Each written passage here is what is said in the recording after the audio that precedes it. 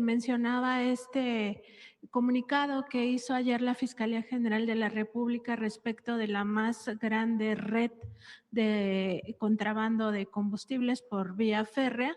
Y en efecto, en ese comunicado es muy interesante porque se habla de las 96 pruebas que se han presentado ante el juez de la causa que ha emitido estas órdenes de aprehensión. Y entre esas 96 pruebas, pues está todo lo que corresponde a la participación de Ernesto Rufo Appel, el exgobernador de Baja California, en esta sociedad que tenía en la empresa Ingemar. Y cómo participaba y qué decisiones tomaba en esa compañía. Y todo esto sale a propósito también de las declaraciones del abogado del exgobernador de Baja California, Fernando Gómez Montt Urueta, quien ha estado en gira de medios, pues advirtiendo o diciendo falsamente que no existen pruebas contra su cliente. Y en todo esto, pues llama la atención la fórmula que utiliza este abogado, pues para tratar de exonerar mediáticamente al exgobernador de Baja California, diciendo que pues él no estaba enterado de las acciones y decisiones que se tomaban en esa compañía y que no hay pues ninguna prueba al respecto. Y llama la atención porque es lo mismo que el propio Fernando Gómez Montt, exsecretario de Gobernación, hizo en su momento cuando salieron las pruebas contra Genaro García Luna, secretario de Seguridad Pública en el mismo sexenio de Felipe Calderón, diciendo que pues él tampoco nunca se enteró de que Genaro García Luna estaba implicado con el cártel de Sinaloa. Y llama la atención porque al frente, o más bien desde Gobernación, se tenía control del CISEN. Entonces, como no se enteró jamás de esa sociedad. Y también habla de la impunidad que se generan entre los panistas. Ahora dicen que es un perseguido político, Rufo Appel, y nunca han rendido cuentas, y particularmente Fernando Gómez Montt, como secretario de Gobernación de Felipe Calderón, debe rendir cuentas por el caso de la guardería ABC. De acuerdo con el ministro en retiro, Arturo Saldívar, Fernando Gómez Montt fue uno de los operadores de esta operación de Estado para encubrir a Margarita Zavala en aquel momento y que no se hiciera justicia para los 49 bebés que perdieron la vida. Preguntarle justo sobre este alegato de que hay una persecución política contra Rufo Appel cuando la FGR menciona ayer que tiene 96, al menos hasta este momento, 96 pruebas que ha presentado por este caso. A ver si pones el video que puso la Fiscalía el primer día otra vez. Cuando da la fiscal la información.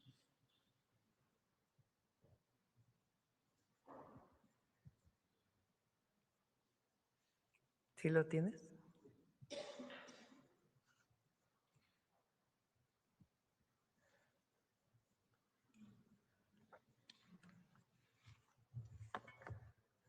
Proteger a México también significa proteger el patrimonio de la nación frente a quienes buscan enriquecerse al margen de la ley. Por ello, el Gobierno de México investiga y combate las operaciones irregulares con productos derivados del petróleo, que generan pérdidas económicas al país, representan un riesgo para los consumidores y constituyen una fuente de financiamiento para las organizaciones criminales. Como resultado de trabajos de inteligencia e investigación, se identificó una red dedicada a la importación, comercialización y distribución irregular de derivados del petróleo mediante la evasión de impuestos y la alteración de información sobre los productos introducidos al país. ¿Cómo inició la investigación? El punto de partida fue el aseguramiento de 33 ferrotanques con hidrocarburo, localizados en julio de 2025 en Ramos Arizpe, Coahuila. En esta acción participaron la Secretaría de la Defensa Nacional, Secretaría de Seguridad y Protección Ciudadana, la Fiscalía General de la República, Protección Civil, Petróleos Mexicanos y la Agencia Nacional de Aduanas de México. A partir de este aseguramiento se inició una investigación para identificar el origen, traslado y destino del producto, así como a las personas y empresas relacionadas con estas operaciones.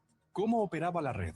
La investigación permitió identificar una estructura integrada por empresas dedicadas a la importación de derivados del petróleo, agencias aduanales, compañías de servicios portuarios y ferroviarios, así como empresas encargadas del transporte, comercialización y distribución del producto.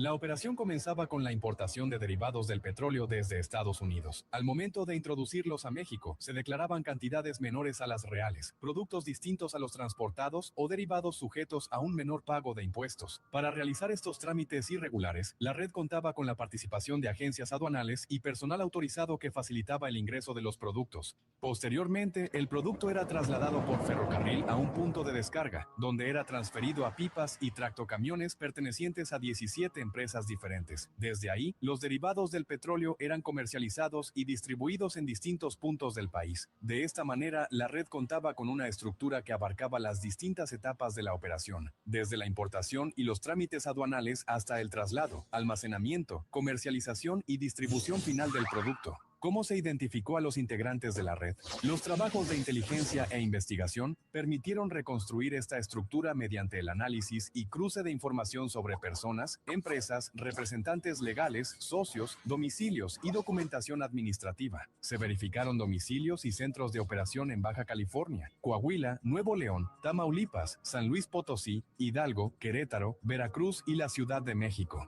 Esta red involucra a 25 objetivos, entre ellos socios de las empresas vinculadas con esta red, operadores, agentes aduanales y personal autorizado de agencias aduanales. Estas acciones reafirman el compromiso del Gobierno de México con la cero impunidad, el combate a las redes que afectan la economía nacional y la protección del patrimonio de las y los mexicanos.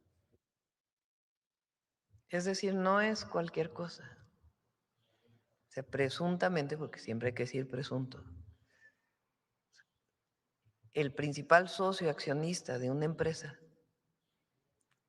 que se dedica a importar combustible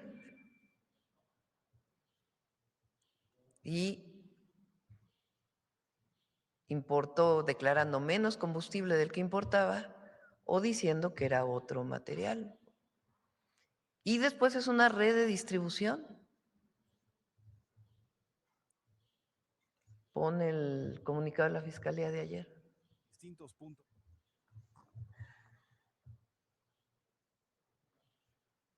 Dice, como resultado de haber encontrado 33 ferrotanques, se practicaron inspecciones en campo, toma de muestras, dictámenes periciales, así como la implementación de medidas de seguridad y preservación de indicios.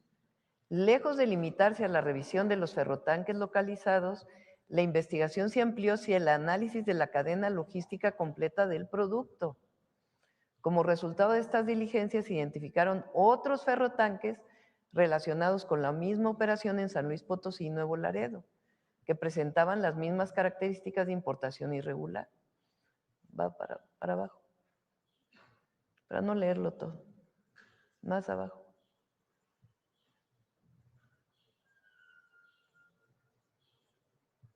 Como resultado de esta labor se han integrado hasta el momento 96 datos de prueba, entre los que destacan dictámenes periciales de química para determinar la naturaleza y características de los hidrocarburos asegurados, dictámenes en ingeniería mecánica y eléctrica para establecer la capacidad real de los ferrotanques y los volúmenes efectivamente transportados, dictámenes en fotografía para documentar técnicamente los hallazgos y actos de investigación realizados, dictámenes en criminalística orientados a la fijación, preservación, análisis y correlación de los indicios localizados, etcétera, etcétera. Es decir, es una red de contrabando de combustible, desarrollado principalmente por una empresa.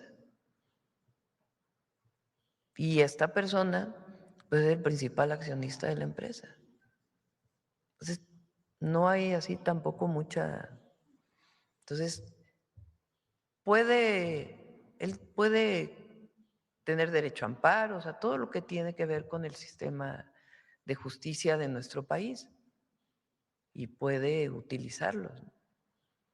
Pero esto pues, no tiene nada de político, es sencillamente una investigación criminal que realizó la Fiscalía General de la República a partir del hallazgo de ferrotanques abandonados porque sabían que iban a localizarlos.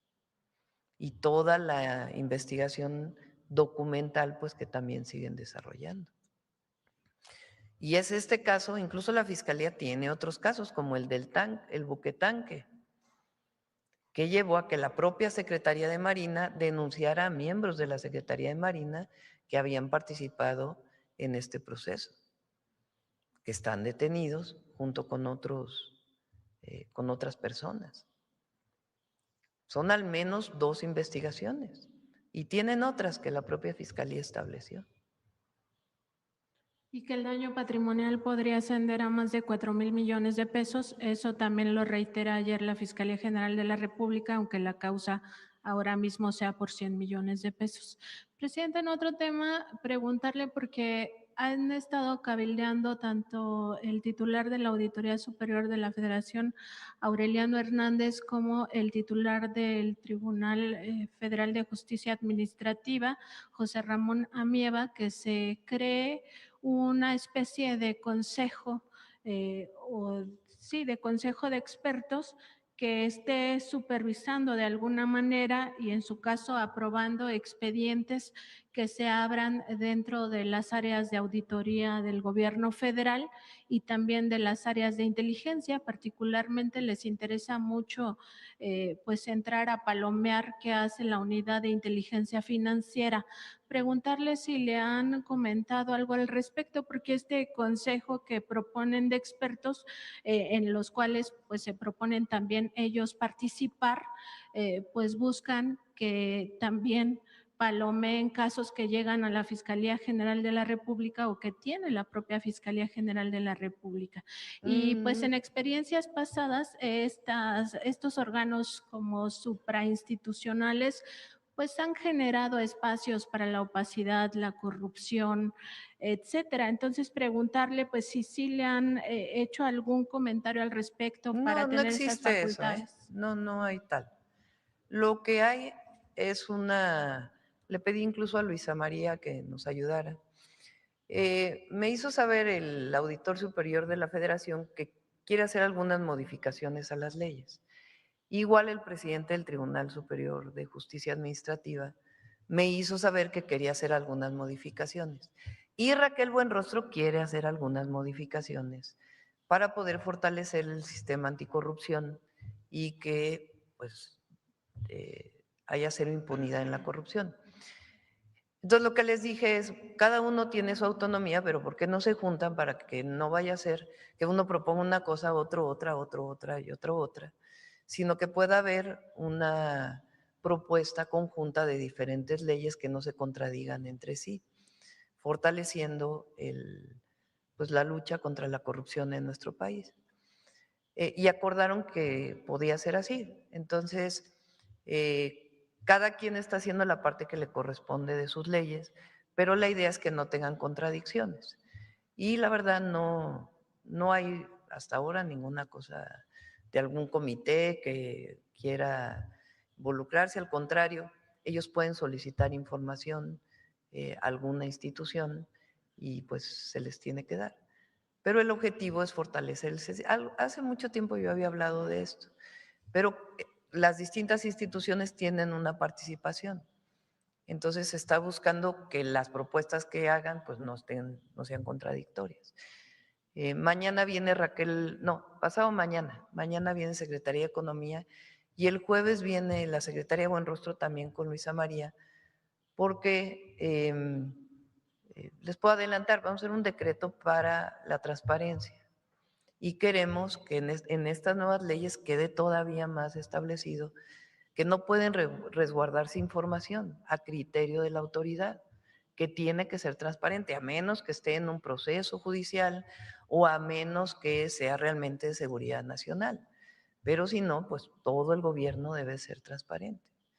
Entonces, se está trabajando en ello y en su momento, pues ya cada institución informará de cuál es la iniciativa que enviaría cada uno, o se enviaría en conjunto, o ya el Ejecutivo enviaría las iniciativas. Entonces se descarta esta especie de Sí, consejos. no hay tal. Presidenta, también